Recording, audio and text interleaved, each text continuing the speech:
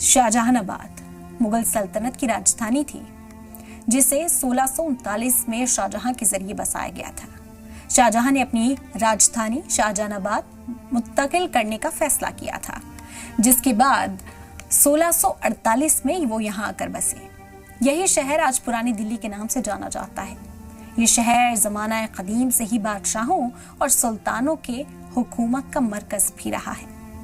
ये इलाका मरकज में होने के साथ साथ चारों तरफ से महफूज और कारोबार के एतबार से बेहद अहम था। यहाँ कई मजहबी बुजुर्गों का मकाम भी था, जिसे खास तौर से 22 ख्वाजा की चौखट के नाम से जाना जाता है। शाहजहानाबाद के आर्किटेक्चर में यमुना किनारे किला मुबारक यानी कि लाल किला, जामा मस्जिद और मेन बाजार चांदनी चौक शहर में शामिल थे। शाहजहानाबाद के टाउन प्लानिंग को मीर उस्ताद अहमद और उस्ताद लाहौरी ने तैयार किया था।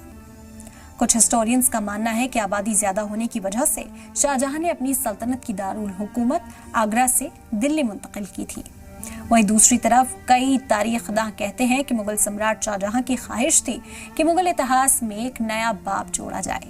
इसीलिए शाहजहां ने अपने से पहले के बादशाहों की तरह यमुना नदी के किनारे शाहजहानाबाद नाम के शहर की तामीर कराई थी।